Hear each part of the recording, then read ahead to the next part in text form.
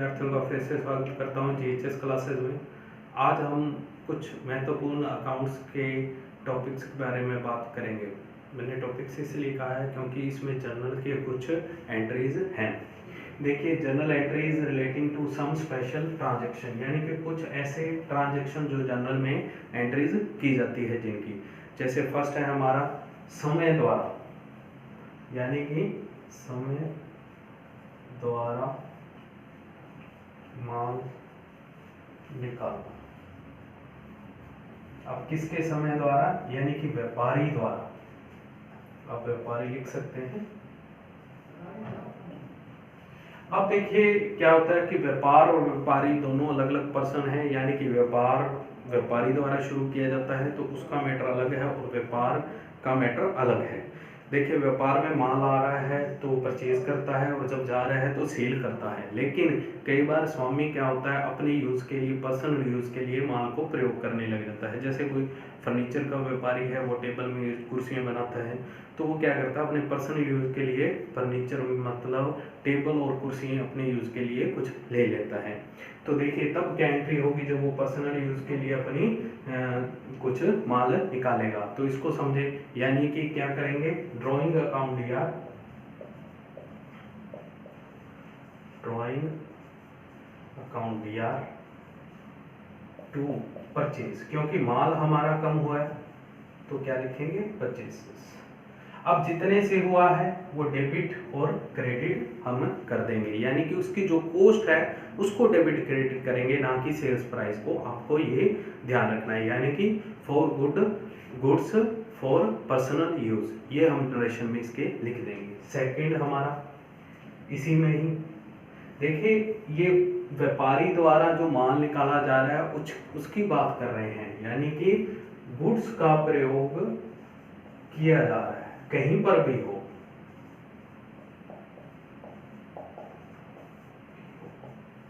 यानी कि जो गुड्स है उसका प्रयोग कहीं पर भी हो। देखो, जैसे उसने व्यापारी ने माल निकाला, इसकी बात की। अब वो क्या करता है, व्यापारी कुछ अपनी सेल्स बढ़ाने के लिए क्या कर देता है, फ्री सैंपल देता है। फ्री सैंपल देता है, अपने कुछ सैंपल अपने कस्टमरों को या जो सेल्स एग्जीक्यूटिव हैं उनको कुछ सैंपल फ्री में बांटता है, ताकि उसका व्यापार का जो माल है वो ज़्यादा से ज़्यादा सेल हो। तो इसलिए वो क्या करता है, विक्रय को बढ़ाने के लिए क्या करता है, फ्री सैंपल देता है, यानी कि विक्रय को बढ़ाने के लिए, विक्रय को बढ़ाने के लिए। अब देखिए इसमें क्या करेगा वो, फ्री सैंपल दे रहा है तो यहाँ क्या लिखेंगे हम, फ्री सैंपल है तो फ्री सैंपल अकाउंट या टू परचेज। अब ये हमारा एक्सपेंसिव है एक तरीके का, हमने एडवर्टाइजमेंट के लिए क्या किया, उसको फ्री सैंपल दे दी। और ये भी कॉस्ट प्राइस पर आपको ध्यान रखना है, ये जो अमाउंट होगी वो किस पर होगी, कॉस्ट प्राइस पर, ना कि सेल्स प्राइस पर। आपको ये विशेष ध्यान रखना है। थर्ड इसमें सी नंबर। अब थर्ड क्या होता है कि वो चैरिटी में, यानी कि दान करता है कुछ माल, दान करता है माल, यानी कि इसको चैरिटी लिखते हैं हम, चैरिटी लिख देते हैं। तो ये चैरिटी अकाउंट दिया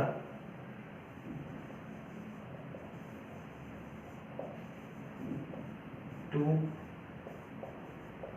परचेज। हमें परचेज अकाउंट को हमेशा डेबिट करना है, बस ये ध्यान रखना है हमें।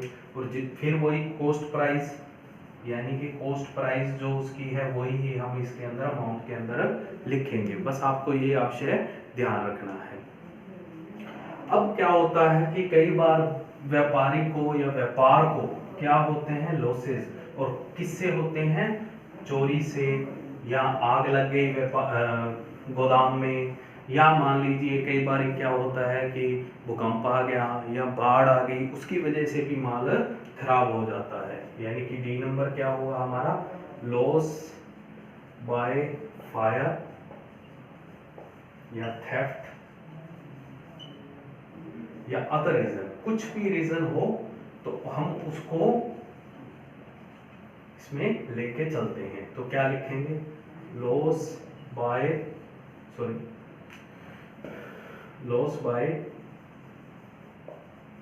Fire account year to purchase. तो ये जितने अमाउंट से लॉसेज हो रहे हैं। अब क्या होता है कि कई बार इसका इंश्योरेंस करवा रखा होता है। जब इंश्योरेंस करवाया हो, मतलब इंश्योर्ड हो,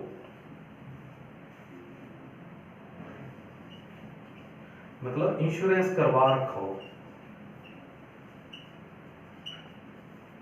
अब इसका क्या होता है कि कई बार व्यापारी क्या करता है, पहले ही माल का इंश्योरेंस करवा लेता है। अब अगर उसने माल का इंश्योरेंस करवा रखा है, यानी कि बीमा करवा रखा है, तो वो क्या करेगा, एंट्री इसकी उल्टी हो जाएगी एंट्री, यानी कि लॉस बाय फायर की जगह क्या करेगा, इंश्योरेंस अकाउंट ईयर टू। अब टू क्या होगा इसमें, लॉस बाय फायर या थेफ्ट या जो भी रीजन है उसका, वो रीजन यहाँ पर लिख देगा जब इंश्योरेंस करवाया हो। देखिए अगर तो हानि हो रही है तो यहाँ हानि, लेकिन यहाँ हमने इसको डेबिट किया है, यहाँ क्या करेंगे, क्रेडिट कर देंगे उल्टा, और इंश्योरेंस कंपनी जो हमारा पेमेंट पेड कर देगी उसको हम यहाँ क्लेम करेगी, उसको हम लिखेंगे। अब देखिए होता क्या है, कई बार इंश्योरेंस कंपनी पूरा, लेकिन पूरा क्लेम नहीं करती इंश्योरेंस कंपनी, कुछ उसका पार्ट क्लेम करती है, तो हम लिखेंगे कैश अकाउंट ईयर। ठीक है, तो इंश्योरेंस कंपनी क्या कुछ क्लेम करेगी, तो कैश अकाउंट ईयर जितना क्लेम करेगी, और बाकी जो लॉस होगा वो लॉस बाय फायर डेबिट हो जाएगा टू अब इंश्योरेंस कंपनी। इससे हमें प्राप्त होंगे जब पैसे, तो हम इसको इंश्योरेंस को डेबिट कर देंगे। जो जो हमारा लॉस हुआ है उसको हम लॉस करेंगे, और जो हमें पैसा मिला है उसको हम क्लेम कर लेंगे। आगे चलते हैं हम सेकंड पार्ट। ये तो फर्स्ट पार्ट कंप्लीट हो गया, गुड्स के बारे में संबंधित था। नेक्स्ट देखिए सेकंड हमारा और क्या रीजन हो सकता है, मतलब स्पेशल एंट्रीज और क्या हो सकती है, बैड डेबिट्स।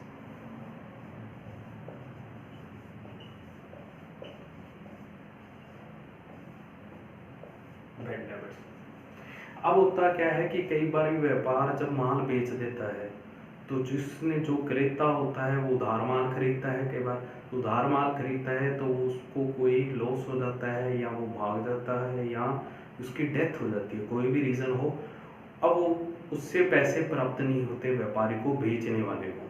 तो जब उसको पैसे प्राप्त नहीं होते तो वो एंट्री क्या करता है, बैड डेबिट्स अकाउंट ईयर,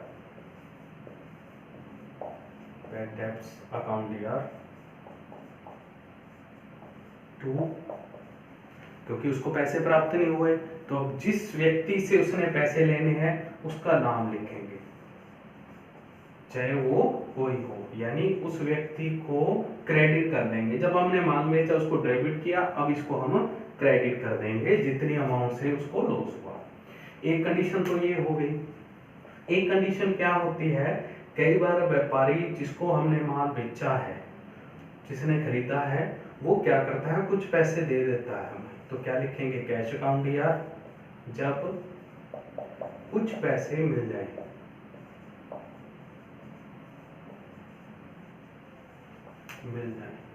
मतलब हमें कुछ रुपए मिल गए, तो कैश अकाउंट ईयर, बाकी वही, फिर बाकी जो बैलेंस बचा डेब्ट्स अकाउंट और टू डेट्स।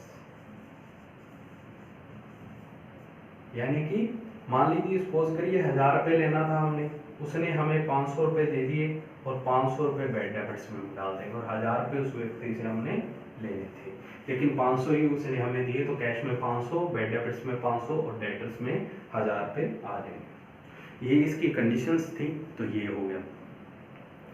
अब कई बार क्या होता है, तीसरी कंडीशन इसमें ये हो सकती है, ये तो सेकंड हो गई, ये फर्स्ट थी। अब थर्ड क्या होता है, कई बार जो चाहे आधा हमें दे दिया, आधा हमें बकाया है, या पूरा बकाया है, तो व्यापारी क्या है, वो बाद में हमें पैसे दे देता है पूरे के पूरे। व्यापारी से पैसे मिलने पर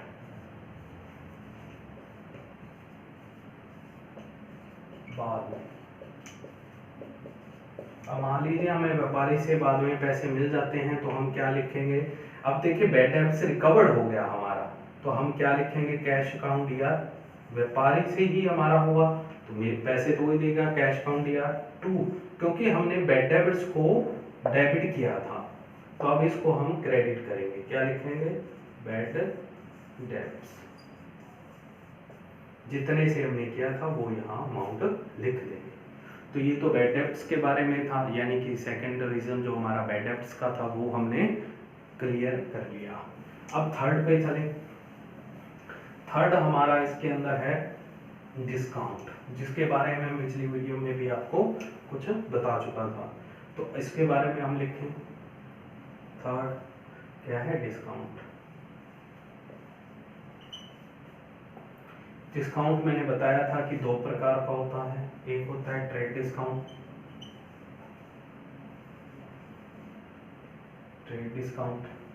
या ट्रेडिंग डिस्काउंट, और दूसरा होता है नगद यानी कि कैश। ये दो प्रकार के डिस्काउंट होते हैं, पिछली वीडियो में भी आपको इसके बारे में बता चुका हूं। अब देखिए होता है क्या, ट्रेड डिस्काउंट क्या होता है। देखिए कई बार क्या होता है, व्यापारी क्या करता है, अपने माल को बेचने के लिए कुछ प्रतिशत सेल्स कॉस्ट प्राइस पर डिस्काउंट देना स्टार्ट कर देता है। मान लीजिए कोई ए व्यापारी है, उसने क्या किया, 10,000 का माल बेचा और ट्रेड डिस्काउंट दिया इसने 10%, सो 30,000 का कर लीजिए, 30,000 का उसने माल बेचा, सी को, बी को, किसी को आप, और ट्रेड डिस्काउंट इसने 10% इस पर दे दिया, यानी कि इसने माल एक्चुअल में कितना बेचा, 27,000 रुपये का, यानी कि सेल्स प्राइस पर उसने 10% ट्रेड डिस्काउंट दे दिया। तो इसकी एंट्री क्या होगी वो देखिए, इसको हम बुक्स में नहीं लिखते, डिस्काउंट को, ट्रेड डिस्काउंट को कभी भी बुक्स में नहीं लिखा जाता, बस आपने ये ध्यान रखना, बुक्स में नहीं लिखते। ये मैंने पिछली वीडियो में बताया था कि इनकी एंट्री कभी नहीं होती, और ये कई बार क्वेश्चन कंपटीशन में भी आता है। तो इसकी क्या एंट्री होगी, देखिए जैसे मान लीजिए उसने डिस्काउंट दिया है, तो हमारे पास माल आ रहा है, तो हम किसने, ए ने बेचा है, तो क्या एंट्री करेगा, जिस व्यापारी का नाम है, मान लीजिए बी को बेचा, ए ने बी को बेचा है, तो बी अपनी बुक्स में क्या लिख रहा है, बी अकाउंट डीआर 2 सेल्स, तो एंट्री कितने से होगी, 27,000। अगर बी अपनी बुक्स में लिखेगा तो क्या लिखेगा, परचेज टू ए, सही बात।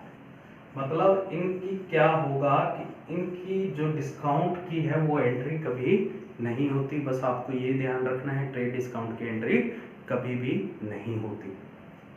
और जब भी ट्रेड डिस्काउंट और कैश दोनों दिए जाते हैं, मान लो दोनों ही दे दिए, तो सबसे पहले ट्रेड डिस्काउंट को लेस करेंगे, उसके बाद कैश को, लेकिन होगा वो सेल्स प्राइस पर ही दोनों, बस आपको ये ध्यान रखना है, सेल्स प्राइस पर। अब क्या होता है कि इसमें दूसरी कंडीशन होती है कैश की, कुछ समय दिया होता है, कुछ समय व्यापारी क्या दे देता है लेने वाले व्यापारी को, यानी कि जिसने माल खरीदा है उसको कुछ समय तक उधार माल देता है।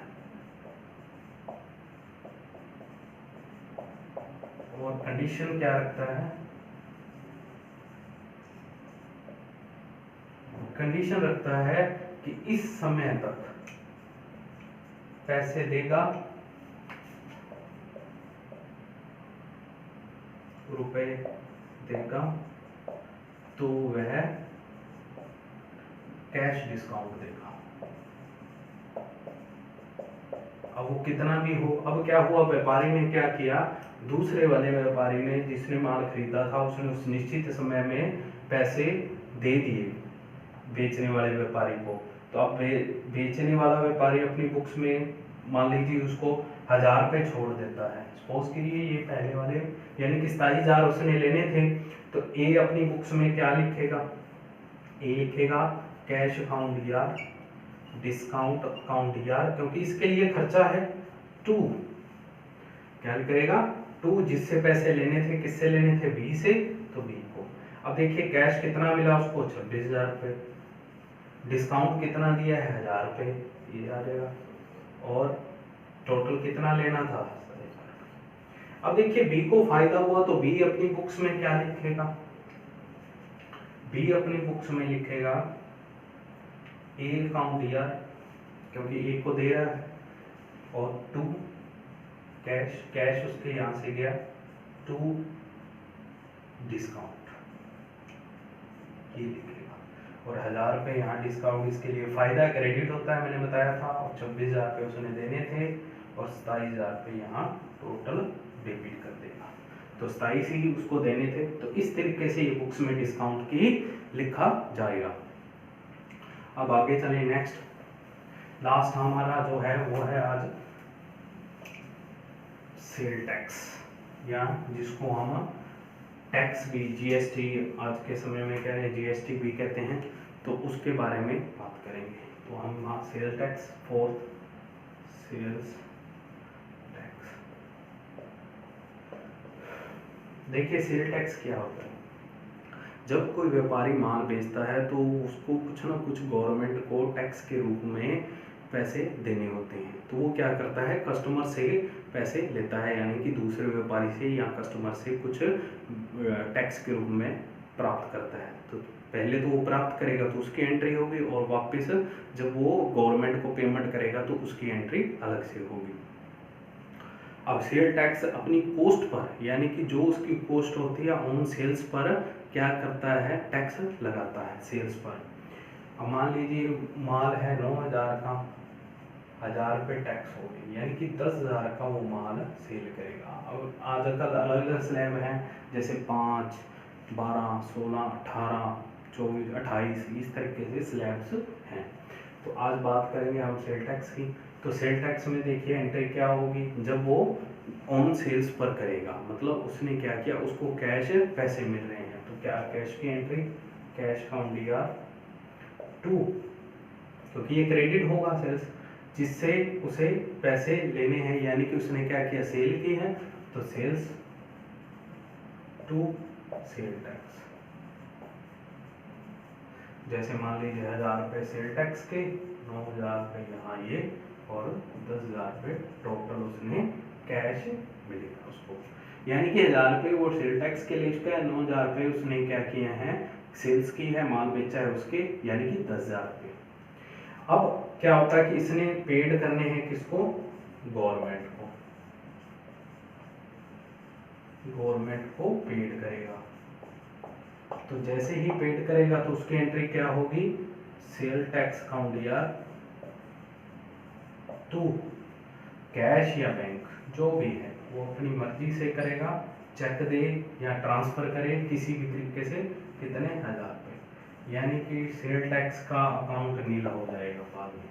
तो इस तरीके से ये सेल टैक्स की एंट्रियां थी, और गवर्नमेंट को उसने सेल टैक्स चुकाया, तो ये इसमें एंट्रीज का एक विवरण है। तो आज का हमारा टॉपिक यहीं का था। नेक्स्ट वीडियो में हम और सेल अकाउंट्स के बारे में